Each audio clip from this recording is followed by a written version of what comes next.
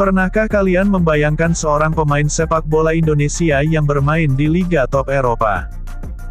Mimpi itu sepertinya akan segera menjadi kenyataan bagi Ragnar Oratmangun. Pemain berbakat ini dikabarkan akan segera bergabung dengan FC Vedender, sebuah klub Belgia yang memiliki kisah menarik. Alasan mengapa Ragnar dikaitkan dengan FC Vedender cukup menarik. Pertama, karena Ragnar saat ini sedang mencari klub baru setelah tidak masuk dalam rencana pelatih FC Groningen.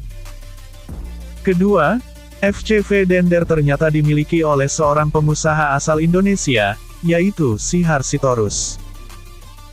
Sihar Sitorus mengakuisisi FC Vedender pada tahun 2018 dengan tujuan untuk membawa klub ini kembali ke kasta tertinggi Liga Belgia. Setelah melalui perjuangan yang panjang, akhirnya pada musim 2023-2024, FC Vedender berhasil promosi ke Liga Pro Belgia.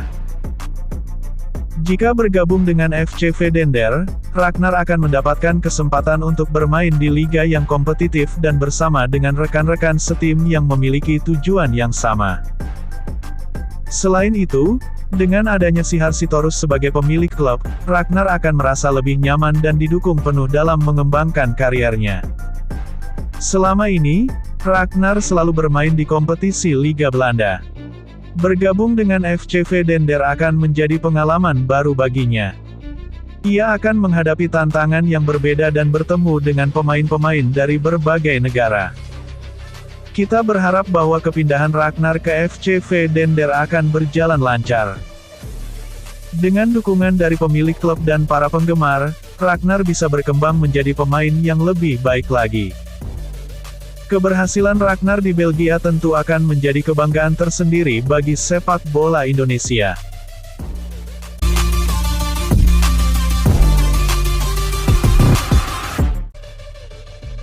Sejak Nova Arianto ditunjuk sebagai pelatih Timnas Indonesia U17, perbandingan dengan gaya kepelatihan Indra Syafri yang sukses membawa Garuda Muda juara Piala AFF U19 2024 tak terelakkan. Netizen ramai membicarakan perbedaan pendekatan keduanya, terutama setelah sebuah video pendek Nova Arianto viral di media sosial. Dalam video tersebut, Nova menegaskan bahwa ia tidak akan menoleransi adanya pemain titipan dalam timnya. "Saya tidak peduli anak siapa atau siapapun, tidak masalah," tegasnya. Pernyataan ini langsung memicu berbagai reaksi dari netizen. Banyak yang memuji pendekatan tegas Nova Arianto, yang dianggap mirip dengan gaya kepelatihan Shin Tae-yong. Mereka melihat bahwa pendekatan yang keras, disiplin, dan berkualitas seperti ini sangat dibutuhkan untuk memajukan sepak bola Indonesia. Didikan STY emang beda. Ada 3 K-nya, keras, kelas, dan kualitas, tulis salah satu netizen. Namun, ada juga yang lebih menyukai pendekatan santai dan kekeluargaan seperti yang dilakukan Indra Syafri. Mereka menilai bahwa pendekatan seperti itu lebih efektif untuk membangun kepercayaan diri pemain muda. Kayaknya belum ada pelatih lokal di timnas yang auranya sedisiplin dan sedingin Coach Nova ya. Kalau Coach Indra, pendekatannya lebih bapak ke anak, tulis netizen lainnya. Saat ini, Nova Arianto tengah fokus mempersiapkan Timnas Indonesia U17 untuk menghadapi kualifikasi Piala Asia U17 2025. Ia telah memanggil 35 pemain terbaik untuk mengikuti pemusatan latihan di Bali. Tantangan terbesar yang akan dihadapi Nova adalah menyatukan para pemain dengan latar belakang yang berbeda-beda dan membentuk mereka menjadi sebuah tim yang solid. Selain itu, ia juga harus mampu membawa timnya lolos ke putaran final Piala Asia U17.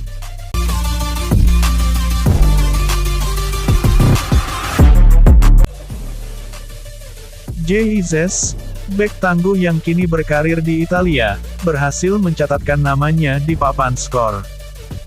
Sundulan kerasnya di menit ke-88 membobol gawang Brescia.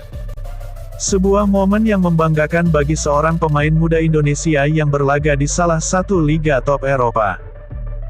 Namun, Sayang, gol indah JIZ tak mampu membawa Venezia meraih kemenangan. Mereka harus mengakui keunggulan Brescia dengan skor 1-3.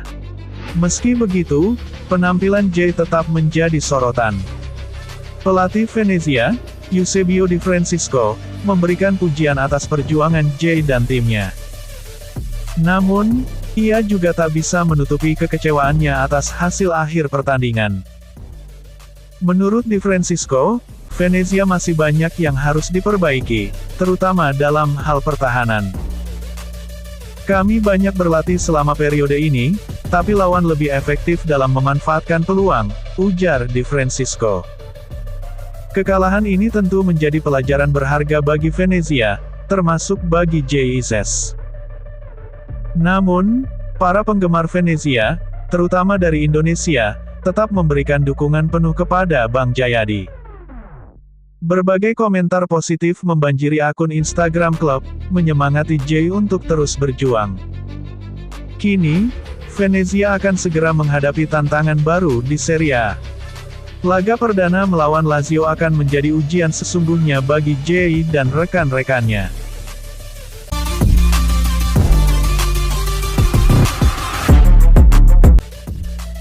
Sejak kabar mengenai naturalisasi Maarten Paes merebak, pecinta sepak bola tanah air seakan dibuat naik turun roller coaster. Harapan besar untuk mendapatkan sosok kiper berkualitas tinggi bercampur dengan keraguan akan kelanjutan proses naturalisasi tersebut. Menurut rencana awal, sidang kasus naturalisasi Maarten Paes di Pengadilan Arbitrase Olahraga CAS dijadwalkan pada tanggal 15 Agustus tahun 2024, dengan hasil sidang akan diumumkan 3 hari kemudian. Jika berhasil memenangkan perkara, maka Maarten Paes berpotensi besar untuk memperkuat timnas Indonesia dalam laga kualifikasi Piala Dunia 2026 melawan Arab Saudi dan Australia. Namun, kabar gembira ini tak lantas membuat semua pihak merasa yakin. Sekjen PSSI Yunus Nusi dan Ketua Umum PSSI Erick Thohir memberikan pernyataan yang sedikit berbeda mengenai jadwal dan hasil sidang. Yunus Nusi tampak optimis dengan peluang kemenangan, sementara Erick Thohir lebih berhati-hati dan menyatakan bahwa keputusan akhir ada di tangan FIFA dan CAS. Masalah utama terletak pada regulasi FIFA yang mengatur pergantian kewarganegaraan seorang pemain. Maarten Paes dinilai melanggar aturan karena saat membela timnas Belanda U21, usianya sudah melebihi 21 tahun. Padahal, menurut regulasi FIFA, seorang pemain hanya boleh berganti timnas jika usianya masih di bawah 21 tahun saat terakhir kali membela timnas sebelumnya.